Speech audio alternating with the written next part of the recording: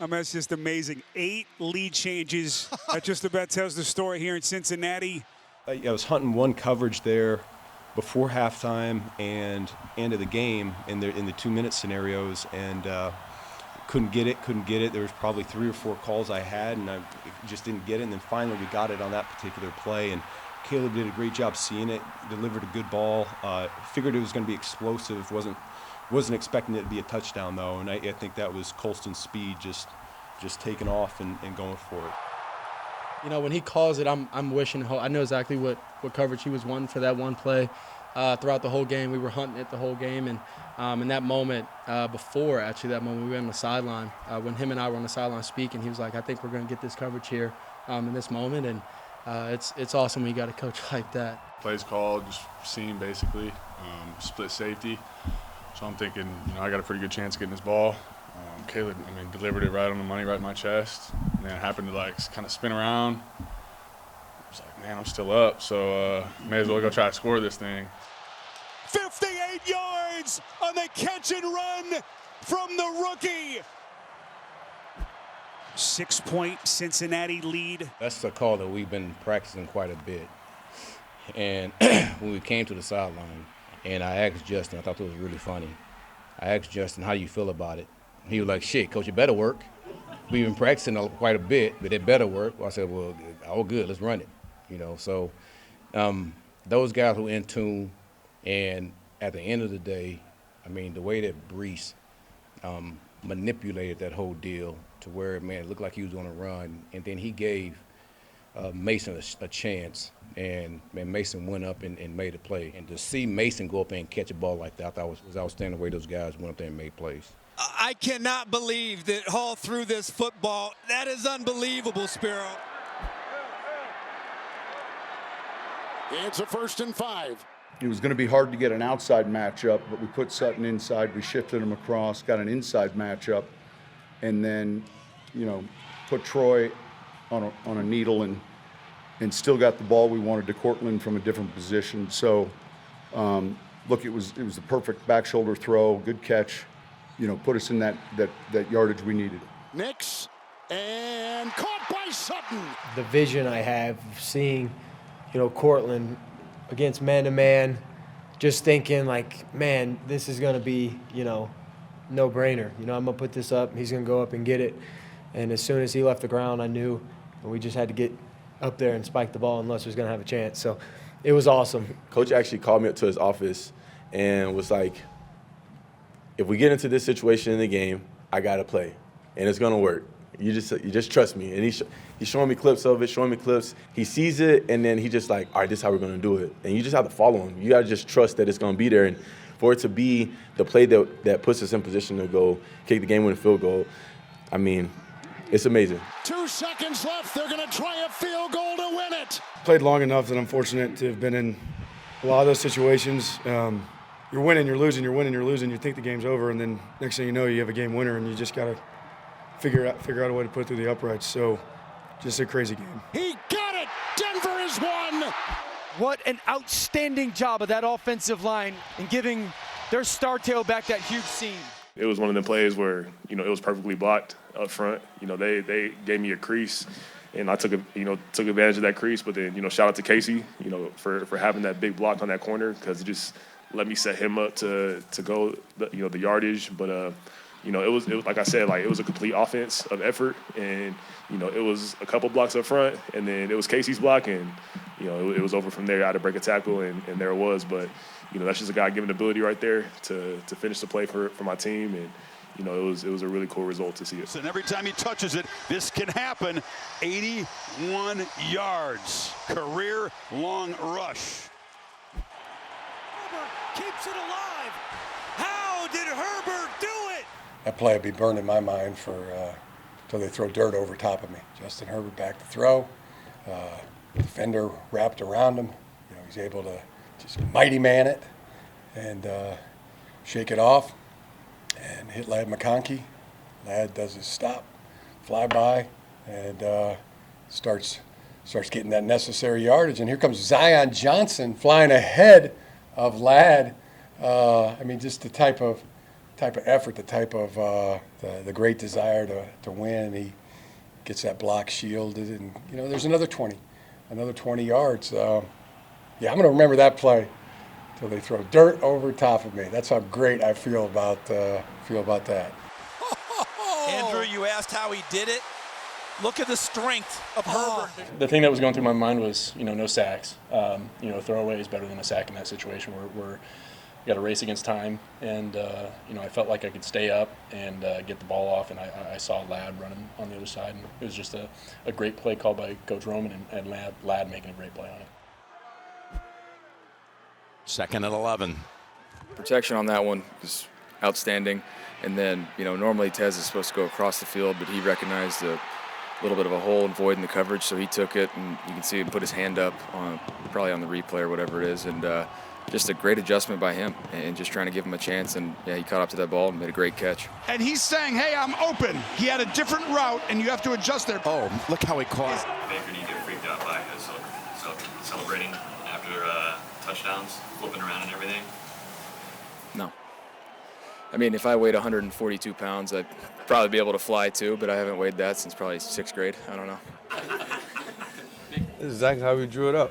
I mean, we knew what coverage they was going to be in, and when I looked back and I seen Baker kind of slide up a little bit, I was like, all right, here we go. But no matter what, I'm going to catch this ball because no telling when the next one's coming. So when I caught it, it just stuck to my hand. I'll be honest with you. I watched it all the way in, and the rest is history. Bro, he is the MVP. I'm going to tell y'all a funny story. This is crazy. When I score and I hit MVP chant, I'm thinking they talking about me. So I asked Shep. I'm like, Shep, they was chanting MVP? And he was like, yeah. I was like, I ain't do nothing this year. And then he was like, they talking about Baker, Tez. And I was like, well, that explains it. But he is the MVP. Tez Johnson has his first NFL touchdown and a magnificent flip to go with it. It's 1st and goal with 30 seconds left. We had a good goal line play that we liked off a little play action, and but never got to see it because I was going down as I came out of the center. So, I just panicked, honestly, because I was trying to get up to get the ball out of my hands. So the clock, we didn't have any timeouts. So I was really going to just stand up and launch it out of the back of the end zone. But then I had a little bit of a lane, so I took it and, scored from there. Now Lawrence goes down, has to get up. Breaks a tackle, touchdown Jacksonville. I was just hoping no one was near me when I got up at that point because I needed a second to get up and just throw the ball away. I couldn't stay down because we didn't have timeouts. So, whatever I could do to just get up as fast as possible, and I ended up tripping again. So that's great. I'm sure it looks pretty funny on the tape. So, but yeah, what a crazy finish. And Trevor Lawrence is able to take it in, getting stepped on in one of the more exciting 1-yard touchdown runs you'll ever see. 1st down and 10 at the 12. Matthew Stafford, 49 game-winning drives in his career. Obviously a great route by two. He slipped this guy out and he fall down. So hell of a job finishing it off. Not number one in the progression, that's for sure, but just let you know you got to stay alive. Whenever your time comes to make a play, he obviously made it for us. It's a huge play for us. Tutu Atwell's a guy, he's been ready, he's had some opportunities, and he just delivered in a big-time moment to go for an 88-yard touchdown. Got him in a man coverage right there. He's running kind of a high-angle cut. What a job by Matthew to be able to find it, deliver a great ball. Tutu runs a great route, and then he's obviously got the gas to be able to finish. So can't say enough about him. You just never know when your number is going to be called, and he's just kind of stayed ready, and that's a tremendous credit to his mental toughness, his resilience. I love him so much. I'm really happy for him, and it was we had to have that play today. It was awesome. Tutu Atwell to the house from 88 out. Well, those are the two guys right there, lined up next to each other, try to generate as much internal pressure as they can before they jump. It came down to just the technique and the fundamentals of everything. A lot of people look at field goal block as just another play, just another down, put your hands up, get off the field, check a box. But the way we talked about it on the sideline, we knew, especially off his last kick, we knew his angle. We knew his launch point when it's at the 30-yard line, somewhere around there. And we just hit the gap, put our hands up at the right time, and then I seen the ball on the ground, and then at that point, I knew it was a no-my situation, but we just took off from there. I wanted possession, so I want to make sure that we ended the game right. Didn't know I was going to go that fast. Didn't know I was going to make it all the way to the end zone. Just started running, and my legs carried me from there. Joshua Carty has it blocked again. This time Jordan Davis, the big man, looks for the icing on one big cake. Eagles hang on. Russell Wilson, he is dazzled in week 2, and a guy that's top 10 in NFL history in fourth quarter comebacks. That play by Malik was unbelievable. The line did a tremendous job giving him the time. But what were my emotions, man? I was just thanking God once again for the moment. You know, I think sometimes you go through some tough stuff for moments like that. You know, and I always think about the fourth quarters, for example. You know, and you know, you get into these fourth quarter situations and moments like that, and you know, you want to be great, you got to be answer. You know, you got to be able to find ways to win. You got to be able to find ways to make a big play in moments like that. And so, could have been the dagger. It wasn't. They made some plays, but you know, we answered the call. We tried to finish it in the right fashion. Unfortunately, it didn't go our way, but we believe in these guys. In the back of their head, they got to go for 7. It was a fast break, so you walk up and snap the ball quick, and it was just a straight across the board read, and just felt like the coverage was tight, and at that point I felt like I needed to leave the pocket, trying to find a guy in the end zone, and then as I'm going away, it was put it hopefully to where Tonjes can get it or nobody can get it. I know it was a close call, but he used his length, came down with it, and yeah, here we are. Brock Purdy lofts one. It is Tonjes. Touchdown, San Francisco. I went up, I caught it, looked down at my feet, make sure I was in bounds, and kind of looked around for some flags. And it was silent, you know, because we're on the road. So I think Russell Gage, someone was like, "You scored, you scored." And so then I was, you know, didn't believe it. And then I was, you know, spiked the ball, go celebrate with all my guys. George was down, and we had Tonjes go in. Like, he's been a smart guy, and it's just, you know, it comes down to opportunities and in games. Do you get the right look, you know, to get the ball and everything? So George goes down today, and then boom, he's ready for his opportunities. Who is the last guy that you think is going to make an impact? It might have been Jake Tonjes. Tampa Bay Buccaneers trailing by 3. Looking at the clock situationally, we're going to be above the 2-minute warning with 1 timeout left, so we look at that as 2 timeouts. At least get a good play off on first down, can really run anything. Get to the 2-minute and then gather your breath and go. Tampa Bay Buccaneers trailing by 3.